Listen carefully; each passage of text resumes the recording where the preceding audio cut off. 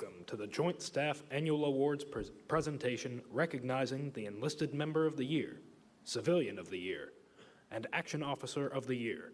These programs were established to foster the highest standards of professional conduct, personal integrity, and individual initiative, and highlight the sustained, outstanding achievement of all enlisted members, civilians, and action officers assigned throughout the Joint Staff. We would like to extend a special welcome to all of our distinguished visitors, previous recipients of the Enlisted, Civilian, and Action Officer of the Year Award, close friends and colleagues, as well as all family members joining us today. Our host for today's ceremony is General Joseph F. Dunford, Jr., 19th Chairman of the Joint Chiefs of Staff. Ladies and gentlemen, please stand for the arrival of the official party and remain standing for the singing of our national anthem by Staff Sergeant Adam Strube, United States Army.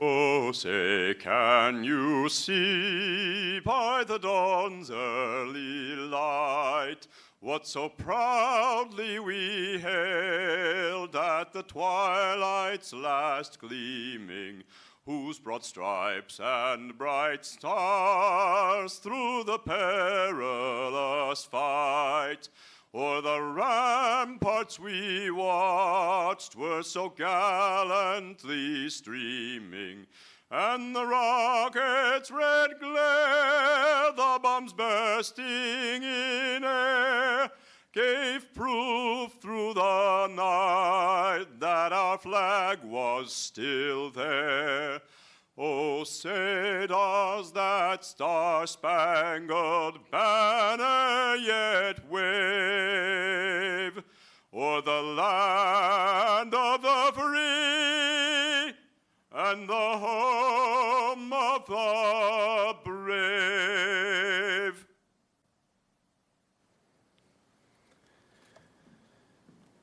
Please be seated. The Joint Staff Annual Awards recognize those deemed to have contributed most significantly to the accomplishment of the mission of the United States Armed Forces, as well as support to the Chairman of the Joint Chiefs of Staff in his role as the principal military advisor to the President, the National Security Council, and the Secretary of Defense. Ladies and gentlemen, General Dunford. Hey, good afternoon, ladies and gentlemen. Where's that staff sergeant? Where did he go? Maybe he's still within earshot. How about let him know how much we appreciate that rendition of national anthem?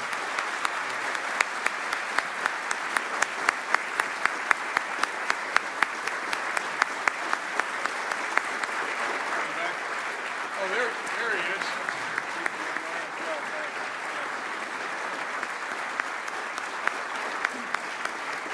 Good. He didn't run away. We still had him. Hey, thanks for everyone to be here, and also for the team down south that's dialed in to join us for the awards ceremony. And just a couple of people I want to recognize up front. First of all, to all the award recipients and those being recognized today, thanks for what you've done over the past year, and we'll speak a little bit about that in a minute. For the families that are here, thank you for being here. You make this a special day, and I think most of us would prefer not to have individual recognition. I think I speak for most of the people sitting up here. Everybody recognizes they're a part of a team, but I think one of the things that that makes individual recognition today something that's special is you get a chance to share it with your family because it's their support that has helped you along the way. I also want to thank the leadership team that's sitting down here in the front row for a couple of things. One is for taking the time to make sure that their people were recognized. But the other thing is, I have an expression that a leader shows what's important by his or her physical presence. And so you're here. This is important. Recognizing our stars in the Joint Staff are important, so I appreciate it. Listen, today is about the folks that are sitting over here to my left. And so I'm going to be very brief. But I do want to say thanks to the whole team. And I had a chance this morning to meet with all the mentors. I told a couple of the awardees that were in my office, to meet with all the mentors that do our Keystone, Capstone, Pinnacle, and are out there for our joint exercises. And as a result of spending time with them, we had a little bit of a chance to reflect on what we have accomplished over the past year. And I had a chance to get an outside view of what we have accomplished over the past year. And I got to tell you, I wish that those of you in the room here were there this morning with me to get the feedback about the progress that we've made in so many areas. And for the families in particular, if I had to boil down what we do to kind of two main areas, one is, of course, the important work that we do in providing advice to the President of the United States, providing advice to the Secretary of Defense, providing advice to other members of the National Security Council, and also going up and making sure our legislative branch of government, particularly during posture hearing and so forth, has the benefit of our advice. And that's a pretty important task we carry. But the second task we carry is equally important, and that is the one to help set the conditions for our combatant commands and all of our subordinate headquarters to be successful. And that's the one that I think I'd ask you to reflect on here just for a minute. Some of you have heard me say before, how many of you that are on the Joint Staff had never thought about the Joint Staff before you arrived here? Raise your hand. There's a lot of them. Some of you have probably heard me say before that, there's 2 million men and women out there across the force. That includes the total force. 2 million are out there. And I would bet on a day-to-day basis, very, very few think about what you're doing. Very few actually care what you do, care about what you do. But they have a right to expect that whatever it is we're supposed to be doing back here, that we're doing it and we're doing it well. And I can tell you that it has, whether or not they think about it or not, and today we'll recognize, an NCO that helped drove exercises, we'll recognize a logistician, we'll recognize somebody that helped stand up United States Space Command and help us get our head around how to organize ourselves in the future for space. And then sitting here represents every other functional area that we touch along the Joint Staff. And I can't think, and I mean this, I cannot think of a single aspect of what our men and women are doing around the world that isn't somehow impacted by what those of you in this room do. And I can guarantee you, if we weren't doing what we were supposed to do back here, they would sure think about us and they would sure know about it. And I just, sometimes we get so busy doing what we're doing day to day, we don't think about who we are and what we do. And I just want you to know that you are having a profound impact out there around the force.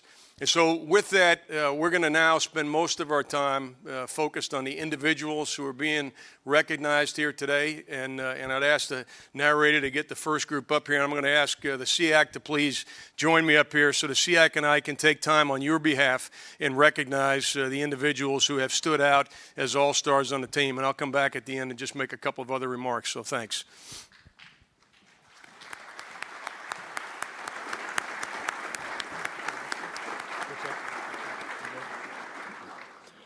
Thank you, General Dunford.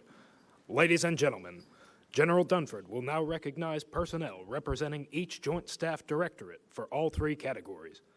Directorate representatives will receive a certificate of commendation from the chairman, and those selected as the enlisted member, civilian, and action officer of the year will receive a Joint Staff trophy and share the stage with General Dunford for their remarks. We ask that the audience remain seated for all presentations. We begin the presentations with Joint Staff Enlisted Member nominees. The first quarter nominee from the Directorate of Operations, Petty Officer First Class Michael Bevan, United States Navy.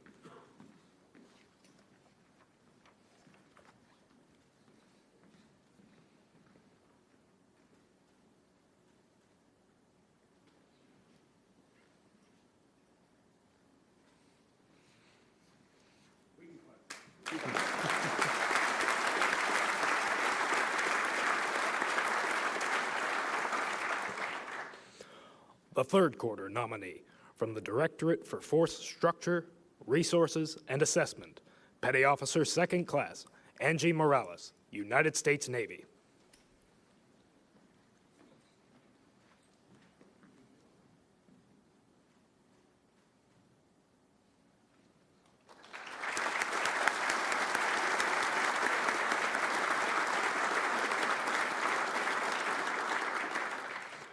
The fourth quarter nominee from the Directorate of Management, Sergeant Jacob Peterson, United States Marine Corps.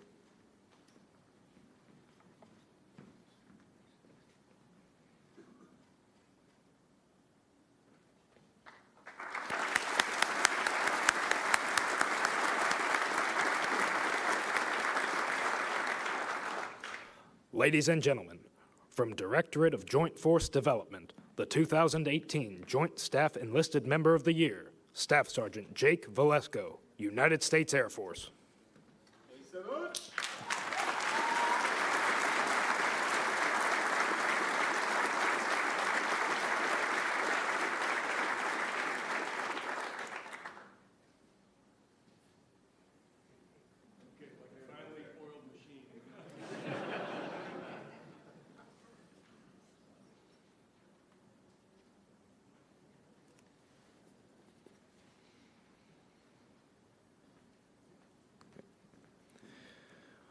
The Joint Service Commendation Medal is awarded to Jake M. Valesco.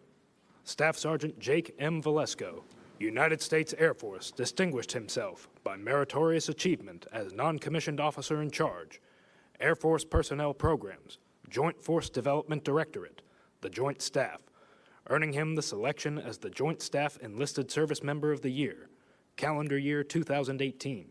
From 1 January 2018 to 31 December 2018. During this period, Staff Sergeant Valesco provided human resource subject matter expertise to the Joint Staff Hampton Roads, managing 22 different programs that supports over 2,200 personnel across 18 joint directorates. In addition, his exquisite work ethic resulted into his selection to the Hampton Roads Military Secretariat during the absence of the section's non-commissioned officer in charge. This was crucial during the analyzation of 227 billets for 3 service requisition cycles that earned J7 22 personnel and bolstered the Joint Staff's global expeditionary capabilities by 12%. Furthermore, his thoroughness was vital as he revised the review of 775 personnel records for 3 management-level review boards that resulted into 2 definitely promote ratings, 6 promotees, and 6 command selectees for 14 officers. Furthermore, he controlled J7 Joint Staff action process and coordinated 623 packages to general officers' input initiatives. Finally, Sergeant Valesco's outstanding performance were recognized by the Air Force Senior Enlisted Leader and resulted in his selection as the J7 Lance P. St. John Leadership Award nominee and Non-Commissioned Officer of the Year, calendar year 2018. The distinctive accomplishments of Sergeant Valesco reflect great credit upon himself, the United States Air Force, and the Joint Staff.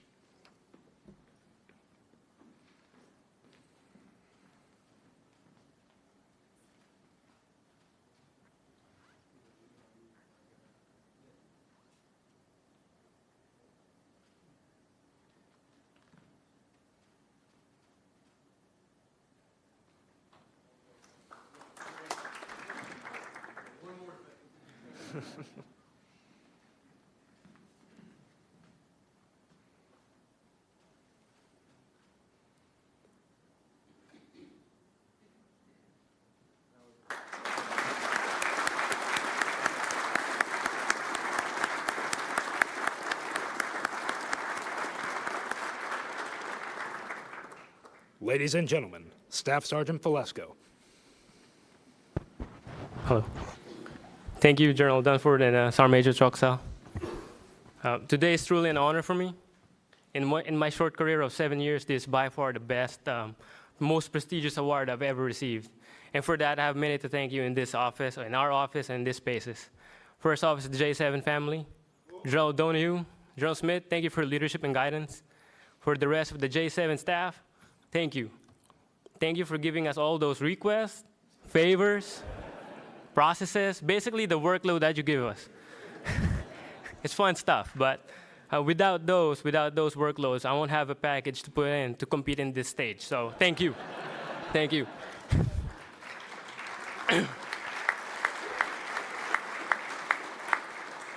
My next thank you goes to the Milsec family, to Major Allen, our director over there, Brian, Terry, Sergeant Gutierrez, Chief Williams, and the rest of the team down south. Thank you. Thank you for letting me aim high and supporting me all through the way. In addition to that, thank you for mentoring me and teaching me those life lessons on a daily basis, and really reflects. My last thank you goes to my family. To my loving wife, my very active son, thank you. Thank you for what you do each and every day, and all your support throughout the years that we've been together. Thank you. My family is my rock, and they're the driving force behind me that keeps me pushing forward to do bigger and better things. If not for them, I won't be standing here. For that, I thank you. I owe this award to you. Again, for all Joint Staff personnel present here and across the globe, and to my family, thank you. Thank you to each and every one of you. I'm Jake Velasco, and I'm an American Airman.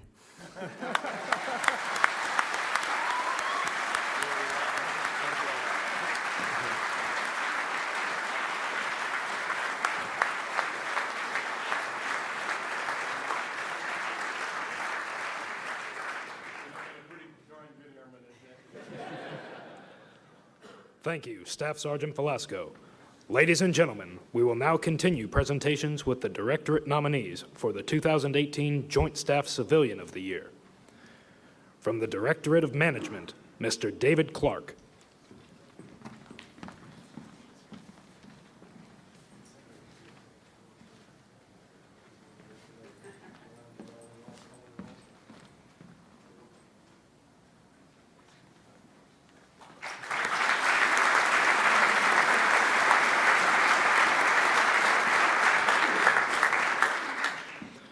From Manpower and Personnel Directorate, Mr. Donald Dombrowski.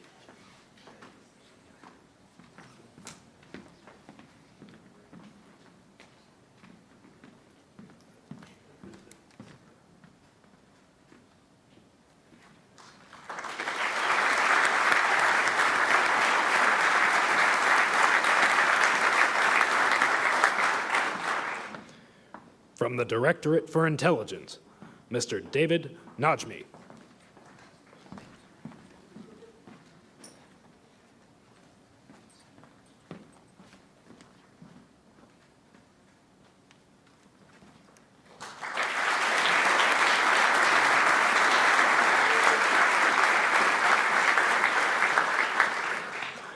From Operations Directorate, Mr. Dwayne Lambert.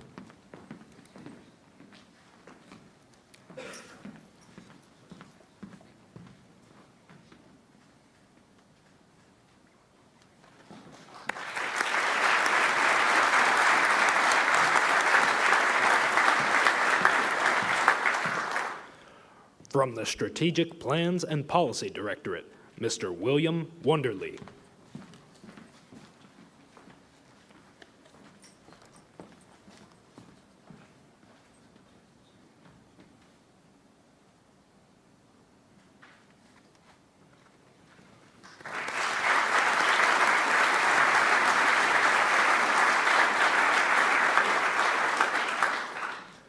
From Joint Force Development Directorate, Ms. Jocelyn Bundrum.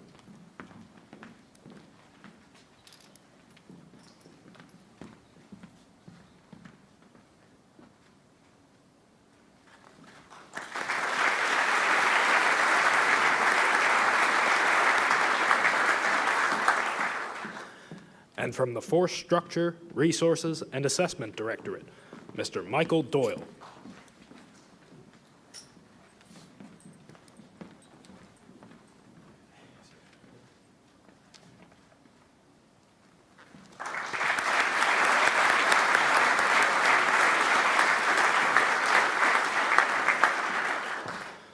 Unable to attend today's ceremony, from the Command, Control, Communications, and Computers Directorate, Ms. Carrie Waltz, and from the Office of the Chairman of the Joint Chiefs of Staff, Ms. Linda Jacobs.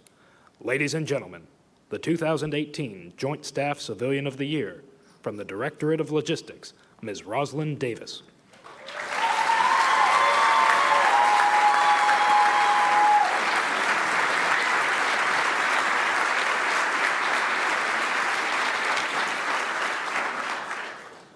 Joint Meritorious Civilian Service Award is awarded to Ms. Rosalind Davis. Ms. Rosalind Davis distinguished herself by exceptionally meritorious achievement as a strategic analyst, Directorate for Logistics, the Joint Staff from January 1st through December 31st, 2018. During this period, her superior contributions, hard work, and professionalism earned her recognition as the Joint Staff Civilian of the Year. Specifically, she organized and coordinated 21 multi-level, high-impact activities that shaped the multi-tiered matrix of 32 key global logistics providers that resulted in the achievement of Department of Defense policies, congressional recommendations, and mitigation of $32 billion in logistics impediments without risking the integrity of the Chairman of the Joint Chiefs of Staff's mission and objectives. Ms. Davis is a highly motivated and exceptionally dedicated member of the Joint Staff team, whose exemplary service is in keeping with the highest standards of the Department of Defense civilian community. The distinctive accomplishments of Ms. Davis reflect great credit upon herself, the Joint Staff, and the Department of Defense.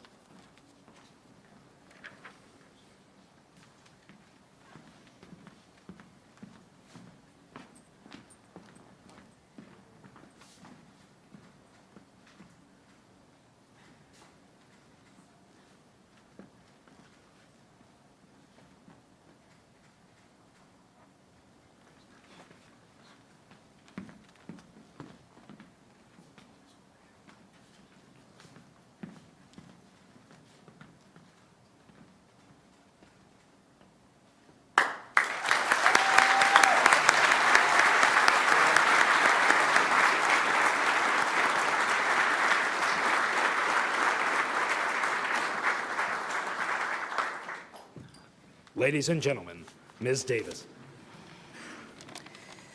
Well, I'm not going to try and be like Sergeant Velasco. I understand why he was the Land Peace Saigon winner. I have brought my speech with me. But thank you, General Dunford, for taking time out. Sergeant Major Trexler as well. Thank you for being here today to present these awards to not only the directors, but also the Joint Staff annual winners. I stand here on behalf of fellow nominees to acknowledge with humility and gratitude that I am truly blessed and honored to be standing here accepting this award as the Civilian of the Year. In this world, we stand on the shoulders of all those who have supported us. So let me start first by thanking my J4 leadership. So General Tuck, Admiral Palachik, and I'd be remiss if I did not include Mr. Hawkins, who is now retired, and if he could be here, he would be here. Thank you for your support, for your endorsement, and allow me to be awarded this Civilian of the Year. To the rest of my J4 family, thanks for your support. This award is truly for us. As you sit here today in presence, this is a team effort, and I do thank you for all your support. As some of you are aware, the Joint Staff Award Program started in 1995. The last and only other time Joint Staff J4 won this award was in 2005 with Mr. Bill Mackey. Some of you remember him, some of you don't. If my math is correct, since its inception, 10 years passed before J4 first won this award. And now it's been another 10 plus years as I stand here to take the second award for J4. So it's time for us to close the gap. We will not allow another 10 plus years go by before J4 received this coveted award. I'm thinking we can probably get this down to single digits. I'm thinking more like 1 or 3 years. We can do this. We are doing great things in the Joint Staff to support the chairman, the Joint Staff, the combatant commands, the service force, everyone around the globe. So other Jaders, you are on notice that J4 has now stepped up our game, and we will be in the runnings from years out. For my fiance, Wayne, thanks for being my sounding board, for being my late night editor. I know I always promise that I'm gonna get you the products weeks in advance. That never happens. It's not gonna change, but I do really appreciate you being my editor late at night. But also, I wanna thank you for taking time out for being here, and I look forward to our future. To my past supervisors, former co-workers, my CFC family, close friends from JMA and JLand Solutions, thank you for being here, and a host of other friends, thank you for being here, for sharing in this occasion. I really appreciate your support over my professional and personal career over the years.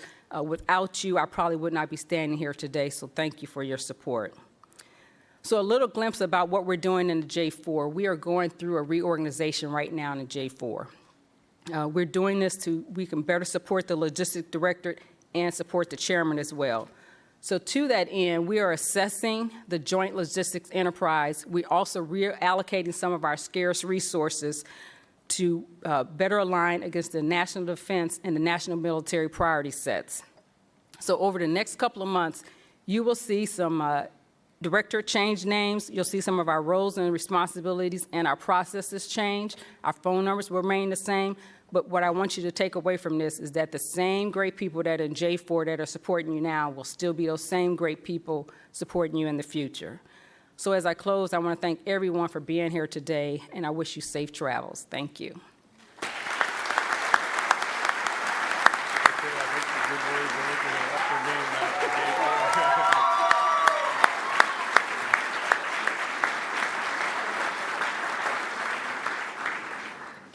You're in the J4, I guess you're going to up your game here. Thank you, Ms. Davis. Ladies and gentlemen, we will now continue presentations with the Directorate nominees for the 2018 Joint Staff Action Officer of the Year. From the Office of the Chairman of the Joint Chiefs of Staff, Commander James Haggerty, United States Navy.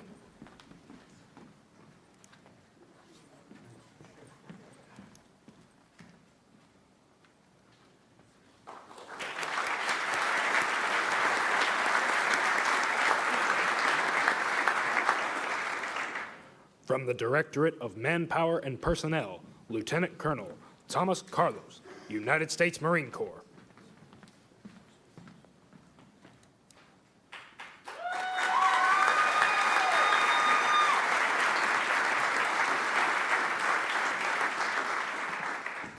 From the Directorate for Intelligence, Lieutenant Colonel Tyson Wetzel, United States Air Force.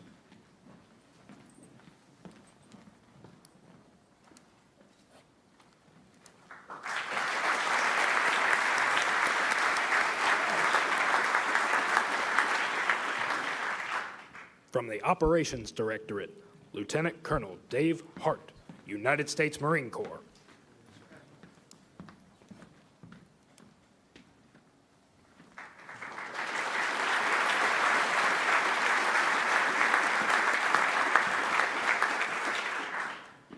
From the Logistics Directorate, Lieutenant Colonel Aaron Angel, United States Marine Corps.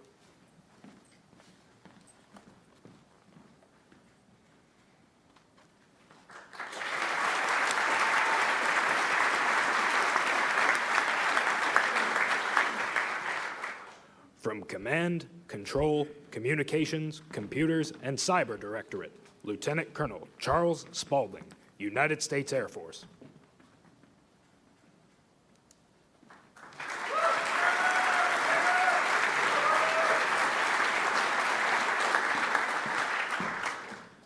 From the Joint Force Development Directorate, Lieutenant Colonel Jason Evans, United States Air Force.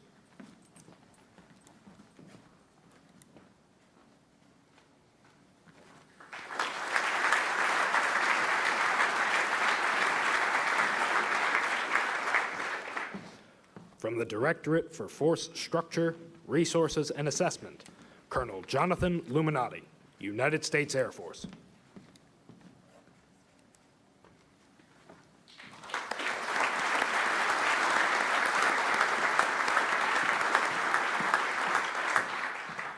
Ladies and gentlemen, the 2018 Joint Staff Action Officer of the Year from Strategic Plans and Policy Directorate, Lieutenant Colonel Mark Kobos, United States Army.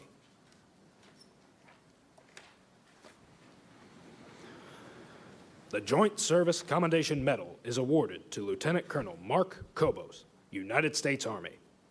Lieutenant Colonel Mark Kobos, United States Army, distinguished himself by exceptionally meritorious achievement, resulting in his selection as the Joint Staff Action Officer of the Year for 2018. While serving as the Chief, Space Policy Branch, Strategy, Plans and Policy Directorate, the Joint Staff, Colonel Kobos demonstrated exemplary leadership, judgment, and extraordinary vision over the course of the last year. Through his leadership and expertise, he has been the driving force behind some of the most historic events in the Department of Defense space enterprise, from coordinating with the combatant commands to drafting directives for the President of the United States. Colonel Kobos has shaped the future of space.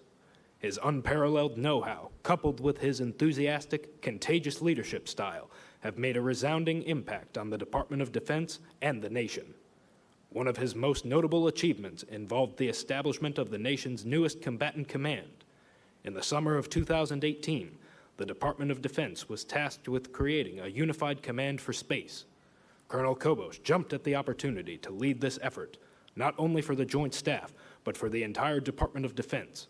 For these reasons and numerous others, he was nominated to compete for and selected as the Joint Staff Action Officer of the Year for 2018. The distinctive accomplishments of Lieutenant Colonel Kobos reflect great credit upon himself, the United States Army, and the Joint Staff.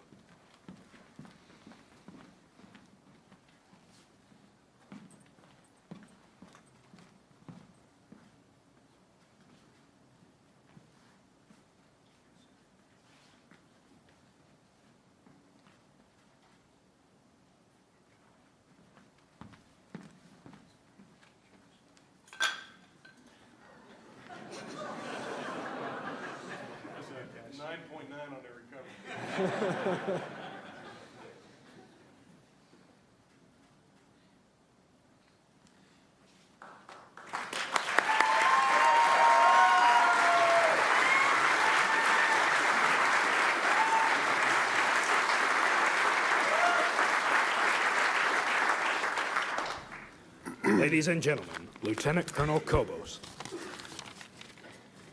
Thank you, Chairman, Sergeant Major. Distinguished guests, leaders from across the Joint Staff, the Office of Secretary of Defense, and the military services. I am honored and humbled to stand before you today. Honored to be included in the long line of military officers fortunate to serve on the Joint Staff of the United States, the best military staff in the world. And humbled because serving on the Joint Staff is the ultimate team sport, where the only successful initiatives are those that represent the contributions of all Joint Staff directorates. As I look around this room, I see the faces of many Joint Staff colleagues who regularly and selflessly put aside their projects, often high-profile, time-sensitive efforts in their own right, to help out with the coordination on a hot tasker or to lend their unique expertise to a complicated problem. From J1 to J8, from legal to ledge affairs and the DOM, thank you for your help, time, and selfless teamwork. I am humbled to be considered among your Joint Staff teammates. The J5 is an awesome place to work. Our efforts are driven by clear purposes, and our leaders provide us with their intent and broad maneuver space, allowing us to pursue disciplined initiative. On any given day, a snapshot of the National Security Council meetings report, the JCS tank calendar, or congressional engagements will highlight the incredible breadth of J5 contributions to the Joint Staff's mission. Working in the J5 is fun, it's rewarding, and it never gets boring. Thank you to Generals Clark, Alvin, and Van Herk, Admirals Franchetti, Cottle, and O'Connor, and Mr. Ritterhoff for establishing and maintaining such a great working environment. Within the J5, global policy and partnerships is truly a special place to serve. General Hegvet has built a climate of inclusiveness in which officers consider each other more of an extended family than strictly work colleagues. We have fun in and out of the office, and I'm certain that the friendships that we've forged will last a lifetime. When Colonel Todd Benson and I approached General Hegvet last summer with an idea that we should start and lead a space operational planning team, to start preparing for the possibility that DoD leadership would direct the establishment of U.S. Space Command. And when we told him that such an endeavor was necessary to seize and retain the initiative, but that it would require accepting some risk and offloading lower priorities of work, and when we told him that nobody had told us to lead such an effort, but that we thought that it was the right thing to do for the joint force, he said, "Press." And he has had our backs ever since. Thank you, sir. And thank you to Mr. DeLauder, Colonel Benson, the Space and Missile Defense Policies Division, and especially my battle buddies, Oakes, Mikes, Dellinger, Stepp, Blair, Coker, Wheels, and Varsiani. Whether we were debating the intricacies of Doppler shift or the human genome, debating the relationships of major stakeholders across the DoD space enterprise, which is always a very contentious topic, or leading joint staff efforts associated with the establishment of the United States Space Command and the Space Force, we had fun and we pushed each other to think big and bold, as if we were pioneers of future warfare. And we certainly were not the only joint staff or staff officers who considered themselves pioneers. Also here today, and in places such as Omaha, Colorado Springs, Huntsville, and Vandenberg, are leaders and colleagues from the combatant commands, the services, and the Office of the Secretary of Defense, who are boldly going where no one has gone before in elevating the role of space power across U.S. national security efforts. Thank you to the Space OPT. Next month, the United States will celebrate the 50th anniversary of the Apollo 11 moon landing, a decisive point in a space race that started 12 years earlier when the Soviet Union launched Sputnik. In the shadow of commemorating that historical demonstration of American economic strength, innovation, leadership, and pioneering spirit, we have taken the first small steps toward a national security space architecture that will allow us to protect and advance U.S. vital interests in space, to strengthen our alliances and partnerships, to leverage commercial innovations, and most importantly, to generate space-centric deterrence and response options to confront aggression and compete with revisionist powers. The establishment of United States Space Command serves as an inflection point, a recognition that space is a warfighting domain upon which our economy, our way of warfare, and our way of life depend. Many in this room are key leaders and drivers of this effort.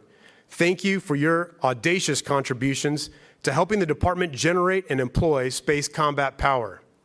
I am honored and humbled to have had the opportunity to advance this effort alongside of you. Most importantly, I want to thank my beautiful wife, Sarah, and the two young women that we are grateful to parent. Anna and Carly, who are seated right down there in that row. Next month, Sarah and I will celebrate our 15th anniversary. Sarah has stuck with me for better and worse through several deployments, 8 moves, and certainly more challenges than she ever thought possible when she agreed to marry me. Thank you, honey, for your persistent dedication to our family's well-being. I'm also grateful that Sarah's able to be here today to see that, in fact, I really was working those long hours.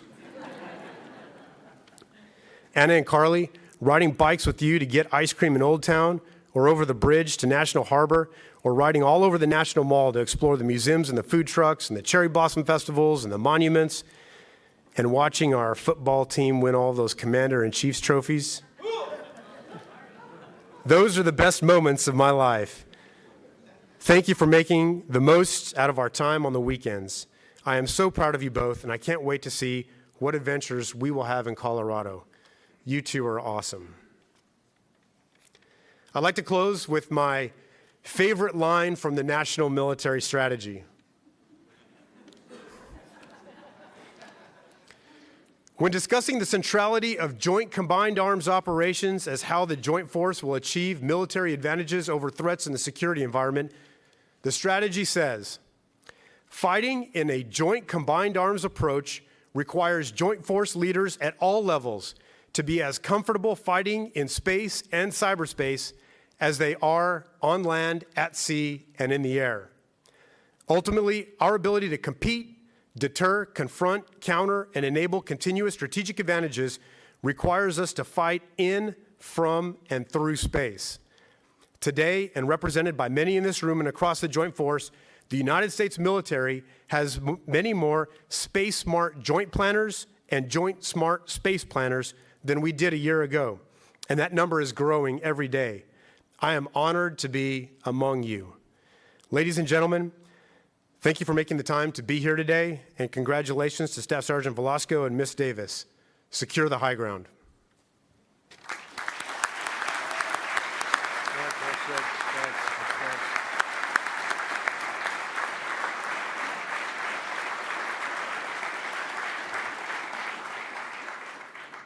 Thank you, Lieutenant Colonel Kobos. At this time, we invite all nominees and winners to the stage for a group photo with the chairman. Hey, as these folks are coming out, previous award recipients that are here, any of them here? Yeah, and please stand up if you would. And I just want to recognize you too. I think it's a great tradition if you come back and support this year's award recipients. And I'm going to mention that other folks.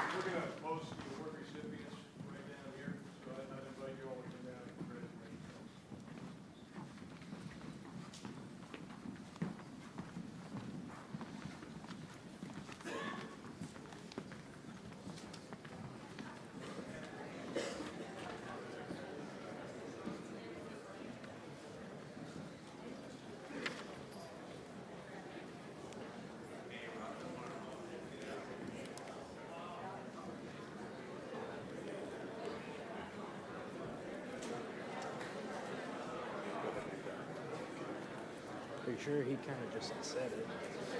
I guess it's about the same. Yeah.